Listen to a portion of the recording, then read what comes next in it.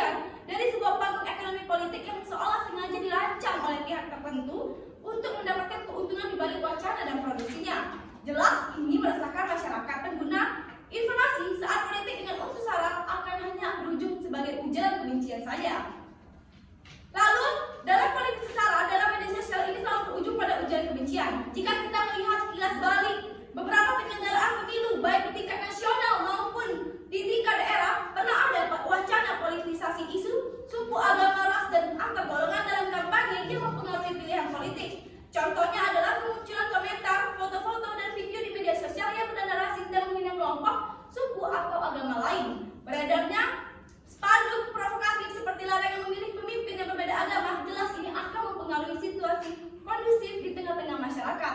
Sehingga yang mana ketidakberpihakan kami mengenai mosi ini adalah dilandasi dengan alasan yuridis, filosofis, dan sosiologis. Alasan filosofis kami yaitu dengan adanya unsur politik, unsur sara di politik hanya akan membuat perpecahan yang tidak berkenaan dengan falsafah Indonesia Pancasila pada sila ketiga yaitu persatuan Indonesia. Sementara alasan dari sosiologi, alasan dari yuridisnya kami memegang undang-undang pemilu yaitu Nomor 7 Tahun 2017 Pasal 280 yang menggariskan pelaksanaan peserta dan tim kampanye itu dilarang menghina seseorang, suku, ras, golongan, calon, dan atau peserta pemilu yang lain. Kemudian ada juga Undang-Undang Nomor 19 Tahun 2016 tentang perubahan atas Undang-Undang Nomor 11 Tahun 2008 tentang ITE.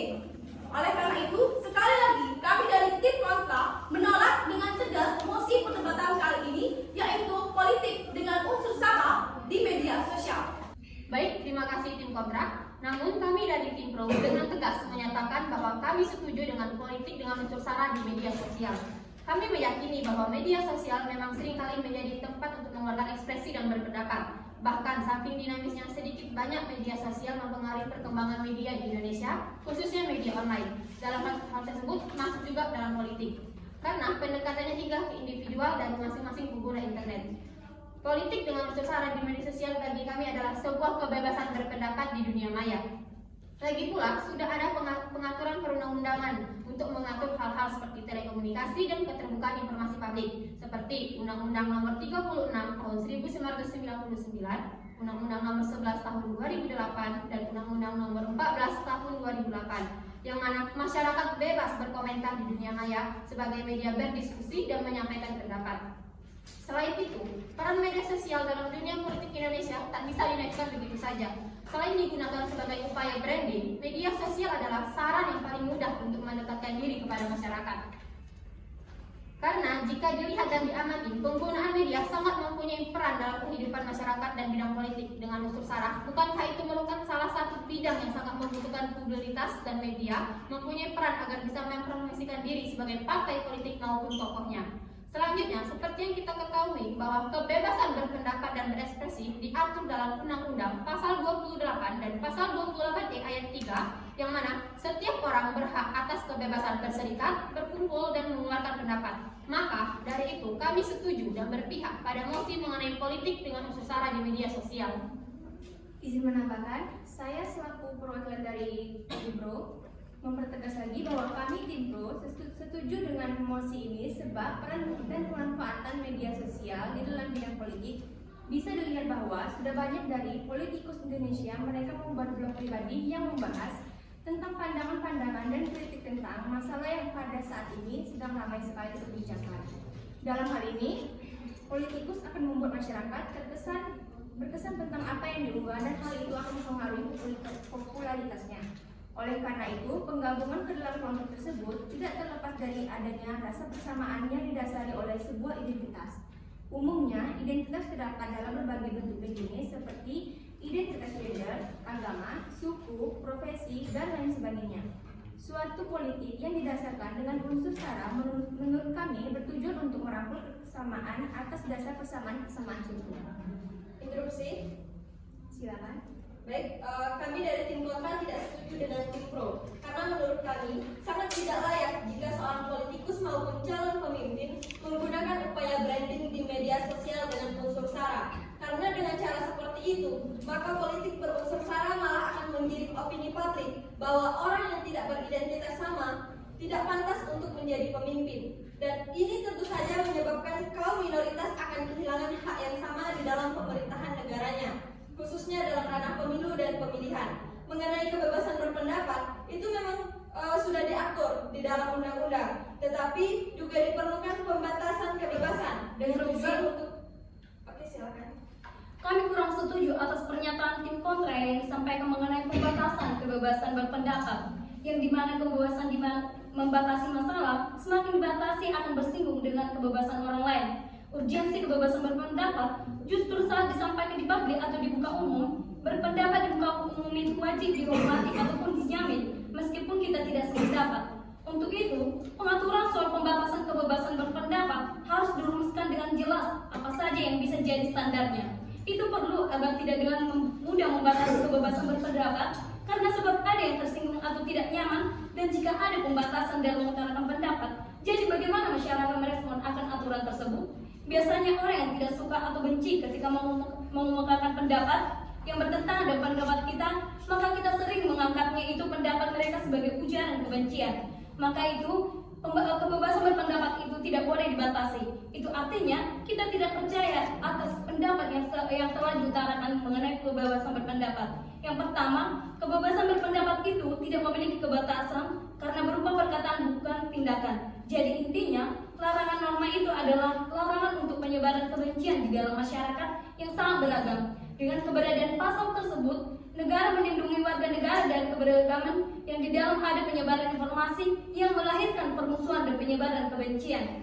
Penyebaran kebencian yang disebarkan oleh melalui internet atau media sosial yang saat ini tidak terbatas sehingga sangat besar karena implikasinya disebarkan oleh hasutan yang sangat besar yang menjadi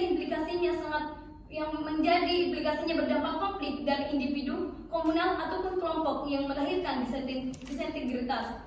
Dan ia menerangkan sebagai pada tingkat ekstrem ini memunculkan kebencian kolektif yang berujung pada penyerangan atau persekusian pada dunia sosial dan kehidupan nyata.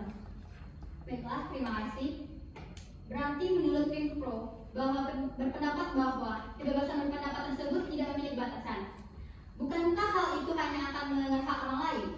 Ini bagi kami, kebebasan berpendapat dan berekspresi ini bisa dibatasi. Misal, dalam pasal 14 ayat 2 Undang-Undang Nomor 12 Tahun 2005 tentang ratifikasi Konvensi Hak Sipil dan Politik, jelas bahwa kebebasan berpolitik dan berekspresi itu dibatasi oleh dua hal. Yang pertama, keamanan nasional. Yang kedua adalah menghormati harkat dan martabat orang lain. Baik, silakan. Namun menurut kami tim pro menjaga harkat dan martabat orang lain seperti yang dikatakan oleh tim kontra, termasuk dalam menghargai keputusan yang telah diambil melalui proses demokrasi. Jika seseorang tidak setuju dengan hasil tersebut, maka ketidaksetujuan tersebut hanyalah pendapat individual yang menyampaikan hasil pemikirannya di media sosial. Bukankah media sosial ada untuk mewadahi setiap orang membagikan pendapat, kritik, dan lainnya? Dalam demokrasi, perbedaan pendapat adalah hal yang wajar dan menjadi bagian dari dinamika dalam sistem pemerintahan. Namun, penting untuk memastikan bahwa setiap pendapat yang disampaikan tetap dalam batas-batas hukum dan tidak merugikan kepentingan negara dan rakyat secara keseluruhan. Silakan. Bukankah berpendapat di media sosial tidak serta-merta menyinggung hal-hal yang sensitif? Seperti dalam pemilihan umum misalnya, dalam pasal 7 huruf F Undang-Undang Nomor 7 Tahun 2017 tentang pemilu, bahwa dalam pasal tersebut jelas setiap peserta pemilihan umum dilarang mengarahkan kampanye yang bersifat sara, melanggar hak asasi manusia, dan memprovokasi kekerasan. Dalam hal ini juga termasuk ke dalam yang namanya menghina suatu agama atau suku.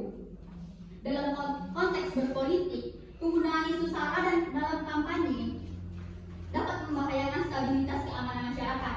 Bahkan akibat terparahnya akan timbul tindak kekerasan yang akhirnya dapat menimbulkan korban jiwa. Sehingganya menyampaikan pendapat, kampanye, dan hal-hal politik lainnya yang berbau sara bukanlah pilihan yang tepat dalam berargumen, terutama yang disampaikan melalui media sosial. Hal tersebut dapat melanggar prinsip-prinsip dalam berdemokrasi. Izin untuk tim kontra, prinsip-prinsip demokrasi yang bagaimana yang termasuk ujaran kebencian ini? Apakah memang benar masuk ke dalam prinsip-prinsip demokrasi bahwasanya kita sebagai setiap individu itu atau yang menggunakan media sosial itu pasti menyadari atau memiliki kesadaran diri dari kebebasan bermedia sosial, yaitu berdemokrasi dengan menanggapi secara bebas masalah politik yang terjadi di negara ini. Menyampaikan pendapat di muka umum termasuk ke dalam hak asasi manusia. Hal ini terdapat dalam pasal 28 Undang-Undang 1945 yang menyebutkan kemerdekaan berserikat dan berkumpul, mengeluarkan pikiran dengan lisan dan tulisan, dan sebagainya ditetapkan dengan undang-undang. Baiklah, saya akan menjawab pertanyaan dari Debbie tentang prinsip-prinsip demokrasi, bahwa prinsip demokrasi dan prasyarat dari berdirinya negara demokrasi telah terakomodasi dalam konstitusi Negara Kesatuan Republik Indonesia. Yang pertama, prinsip-prinsip demokrasi adanya kedaulatan masyarakat. Yang kedua, pemerintahan berdasarkan persetujuan dari pimpinan pemerintah. Yang ketiga, kekuasaan mayoritas. Yang keempat, hak-hak minoritas. Yang kelima, jaminan hak asasi manusia. Yang keenam, pemilihan yang bebas, adil dan jujur. Yang ketujuh, persamaan di depan hukum. 8. Proses hukum yang wajar. Yang ke-9, pembatasan pemerintah secara konstitusional. Ke-10, pluralisme sosial, ekonomi, dan politik. Yang ke-11, nilai-nilai toleransi, pragmatisme, kerjasama, dan mufakat. Yang ke-12, memperjuangkan kesejahteraan masyarakat. Perlu dipahami bahwa ujaran kebencian yang berbasis. Lanjut. Lalu menurut tim kontra, ujaran tentang kebencian yang berbasis politisasi SARA yang bagaimana sehingga itu melanggar prinsip demokrasi. Dan coba tim kontra jelaskan salah satu dari beberapa prinsip-prinsip demokrasi tersebut. Di sini kami menjelaskan ujaran kebencian dari salah satu prinsip demokrasi mengenai politisasi SARA tentang nilai-nilai toleransi, pragmatisme, kerjasama, dan mufakat. Di mana ujaran kebencian merupakan bentuk dari sikap intoleran, anilai ketidaksukaan pada kelompok masyarakat lain. Konsep ujaran kebencian ini merujuk pada ekspresi ketidaksukaan berupa menghasut, memprovokasi, menyebarkan dan membenarkan kebencian yang berkaitan dengan suku, ras, dan agama. Maka apabila tidak ditangani dengan efektif, efisien dan sesuai dengan ketentuan peraturan perundang-undangan, akan berpotensi memunculkan konflik sosial yang meluas dan berpotensi menimbulkan tindak diskriminasi, kekerasan, atau penghilangan nyawa. Maka menurut kami itu sudah melanggar salah satu prinsip demokrasi, yaitu nilai-nilai toleransi. Bukankah ini jelas bahwa hal ini perlu dihindari untuk pemilu nanti? Berbicara dengan ujaran kebencian, menurut tim kami itu tidak selamanya mengandung unsur SARA, dan ujaran kebencian juga tidak selamanya menjadi patokan kepada seseorang itu memiliki sikap yang intoleran. Justru apa yang saudara katakan tadi, yang saudara anggap sebagai sikap intoleran, itulah yang mengandung SARA, bukan selamanya sebagai bentuk ujaran kebencian. Izin mendapatkan pendapat dari saudara John. Sangat benar sekali, dari pendapat-pendapat di media sosial itu tidak selamanya mengandung unsur SARA dan dikatakan juga bersifat intoleran. Ujaran-ujaran yang terdapat di media sosial itu bisa yang mengandung SARA, bisa jadi fakta atau menjadi kenyataan. Semisalnya, seseorang mengatakan di media sosial itu mengatakan pemimpin di negara ini harus dari golongan mayoritas. Apakah teman-teman dari tim kontra menganggap itu langsung ujaran kebencian? Padahal itu bisa saja dikatakan benar. Karena dari presiden pertama sampai presiden ke-7 di negara ini itu belum pernah dari golongan minoritas. Dan menurut kami, pendapat di media sosial itu dikatakan mengandung unsur SARA atau tidaknya itu tergantung dari pandangan masyarakat. Pendapat unsur SARA itu bisa saja dibuat kegunaannya bisa untuk mempromosikan seseorang atau mengangkat nama seseorang tersebut. Seperti yang sudah dijelaskan oleh tim kami, itu kebebasan berpendapat itu juga diatur dalam pasal Undang-Undang Dasar, pasal 28 dalam pasal 28E ayat 3 Undang-Undang Dasar 1945, setiap orang berhak atas kebebasan berserikat, berkumpul dan mengeluarkan pendapat.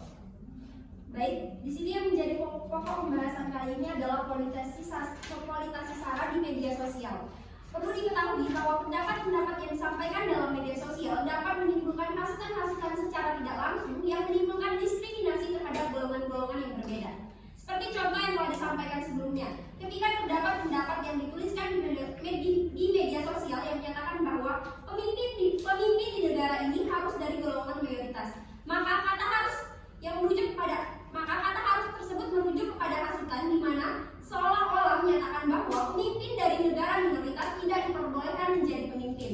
Kami jelaskan kembali konsep dari ujaran kebencian ini merujuk kepada ekspresi ketidaksukaan berupa penghasutan, provokasi, penyebaran, dan membenarkan kebencian yang berkaitan dengan suku, ras, ras, dan agama. Oleh karena itu, pernyataan mengenai pemimpin harus beragama mayoritas merupakan sebuah ujaran kebencian karena menimbulkan penindasan secara langsung kepada kaum minoritas, di mana hal tersebut menimbulkan akibat kepada masyarakat untuk menolak kaum minoritas turut andil dalam pemilihan umum. Apalagi hal ini dinyatakan di media sosial yang dapat dijangkau oleh banyak orang. Terlebih jika hal tersebut dikemukakan dari orang yang terkenal, orang yang berpengaruh seperti elit politik atau publik figuran yang jelas memberi pengaruh negatif kepada masyarakat. Hal ini juga telah jelas dilarang dalam aturan Undang-Undang Nomor 7 Tahun 2017 tentang Pemilu, pasal 28 yang menyatakan bahwa peserta dan tim kampanye dilarang menghina seseorang agama, suku, ras, golongan, calon, dan atau peserta pemilu yang lain. Mereka diharapkan pula menghasut dan mengadu domba. Dengan demikian, isu sara pada sektor politik adalah hal yang tidak terpuji dan harus dicegah. Kami tim kontra pun masih tetap menolak mosi dari perdebatan ini. Baik, izin menambahkan dari pernyataan Marisa. Jadi kami di sini dari tim kontra tetap menolak adanya mosi ini, bahwa kami pertegas lagi bahwa membawa unsur sara ke dalam politik adalah hal yang tidak diperbolehkan. Dan tim kami tetap tidak setuju jika pemilu memasukkan unsur sara bagi para calon atau pendukungnya dengan alih-alih kebebasan berpendapat seperti yang telah kalian sebutkan tadi pada pasal 28 dan pasal 28E ayat 3 Undang-Undang Dasar 1945. Tetapi perlu tim pro ketahui bahwasanya dalam pemilu mereka yang mencalonkan diri haruslah dipilih secara demokrasi. Jangan ada kampanye hitam di media sosial. Salah satunya yaitu pada saat Pilkada 2017 di DKI Jakarta, pemilihan Gubernur DKI Jakarta Basuki Cahayapurnama yang sering kita sebut dengan Pak Ahok, dia berasal dari etnis Cina yang beragama Kristen. Bahwa kalau kita lihat lagi ke belakang, bahwa pada pilkada tersebut sering sekali banyak kampanye hitam yang bertebaran di media sosial mengenai ras dan agama gubernur tersebut. Bila mana, dan ini tidak bagus bila mana salah satunya agama dan ras dijadikan patokan untuk mempengaruhi masyarakat. Di sini media sosial sangat berperan penting untuk berpendapat ataupun untuk mempromosikan para pencalon yang akan maju untuk pemilu yang akan datang, mengemas diri mereka sebaik mungkin agar menjadi sorotan di media sosial dengan membawa unsur sara seperti para presiden yang berbondong-bondong datang ke tempat-tempat ibadah, pesantren atau menggelar doa bersama, kemudian diposting ke media sosial dengan tujuan menarik perhatian publik sebagai upaya memberikan dukungan. Tujuan tidak dimasukkannya sara ke dalam politik, kemudian digemparkan ke media sosial agar tidak mengganggu persatuan dan kesatuan bangsa. Media sosial harus menjadi salah satu wadah yang baik dalam berpolitik, terlebih jika mendekati pemilu. Ujaran kebencian, informasi berbau fitnah, dan bernuansa negatif sara selalu dianggap strategi paling jitu untuk meraih kemenangan dalam pemilu tersebut. Banyak kandidat maupun tim pemenangnya yang tidak peduli dengan dampak dari isu sara tersebut, apabila itu dibiarkan, maka tentu akan digunakan oleh orang-orang yang berambisi memenangkan pemilu. Maka dengan itu, berpolitik di media sosial haruslah bijak jika menyebarkan fitnah atau hoax yang berujar kebencian berdasarkan ras dapat dikenakan pasal 45A ayat 2 Undang-Undang ITE, bahwa mereka yang menyebarkan video foto atau video hoax yang berbau sara akan dikenakan penjara 6 tahun dan denda paling banyak 1 miliar rupiah. Jadi kami dari tim kontra tetap tidak setuju apapun alasannya isu sara dijadikan alat untuk berpolitik di media sosial. Terima kasih tim kontra. Namun kami tetap setuju dan mendukung mosi ini karena ujaran kebencian dalam media sosial itu sebenarnya tergantung pada orang yang menggunakan media sosial. Masyarakat juga menemukan kesulitan dalam membedakan teks informasi yang bersifat kritik di luar publik dengan teks ajaran kebencian. Setiap para calon atau pendukung yang berpolitik di media sosial selalu dikaitkan dengan sara. Lalu masyarakat terprovokasi terhadap berita tersebut. Seharusnya menjadi tanggung jawab pemerintah memfilter berita-berita tersebut yang muncul menjelang pemilu, karena itu merupakan strategi bagi mereka yang menjadi calon dalam pemilu mendatang. Nah, media sosial adalah cara yang paling mudah untuk mendekatkan diri kepada masyarakat, karena jika dilihat dan diamati, pengguna media sangat mempunyai peran dalam kehidupan masyarakat. dan di bidang politik merupakan salah satu bidang yang membutuhkan publisitas dan media mempunyai peran untuk bisa mempromosikan diri seorang partai politik maupun tokohnya. Partai dan tokoh politik akan mendapatkan manfaat media yang dianggap akan memiliki potensi yang tinggi untuk dapat meningkatkan popularitas dengan maksimal mungkin. Mereka akan terus berusaha mendapatkan banyak pendukung dan simpati masyarakat yang menggunakan media internet ini. Baiklah, terima kasih. Sekali lagi kami dari tim kontra tetap berdiri menolak mosi bahwa politik dengan unsur sara di media sosial ini tidak layak untuk dipertahankan. Karena itu hanya akan berakhir dengan perpecahan antar masyarakat saja. Dan dalam politik sudah jelas diatur di dalam undang-undang seperti yang telah disebutkan oleh teman saya tadi. Adapun solusi dari langkah bersama untuk dapat menghindari politisasi sara ini, yaitu yang pertama, partai politik perlu mengusung kader-kader yang berkualitas dan berintegritas di pilkada maupun pemilu, sehingga pertarungan di pilkada dan pemilu tidak diwarnai oleh kampanye yang berbau sara, tetapi pertarungan program-program yang membangunkan daerah. Sebab ini lebih jelas, relevan dan pantas untuk branding setiap masing-masing calon pemimpin. Selanjutnya yang kedua, mestilah untuk menciptakan masyarakat yang melek digital. Nah, bagaimana sih menciptakan masyarakat yang melek digital ini? Yaitu dengan memberikan edukasi jelas untuk masyarakat supaya menjadi pengguna digital yang bijaksana. Dan ini diharapkan untuk menjadi agenda prioritas berkesinambungan dan juga diharapkan untuk terkonsolidasi antar semua pemangku kepentingan terkait pemilu meliputi KPU, Bawaslu, Kominfo, Kemendiknas, Kemendikti, Kemenpora, KPPA, Kemendagri, pemerintah daerah, dan tentunya masyarakat sipil. Di sini kami berharap kepada KPU supaya mampu mengambil inisiatif untuk mengkonsolidasikan seluruh aktor negara yang memiliki otoritas dan sumber daya untuk bekerja sama melawan penyimpangan politik sara, kampanye hoax, berita dusta maupun fitnah dalam pilkada dan pemilu. Tentu dengan transparansi, akuntabilitas dan tindakan yang mengedepankan nilai-nilai demokrasi dan tentunya penghormatan kepada HAM. Kemudian solidaritas dan konsolidasi gerakan kritis masyarakat sipil dan jurnalisme adalah bentuk pengawasan yang bisa menjadi penyeimbang dan pesimisme penegakan hukum pemilu. Sebab ini akan membentuk pemilih yang berani menuntut kompetensi partai yang kompetitif dan memaksa lahirnya politisi-politisi yang berintegritas. Penegasan terakhir dari tim kontra,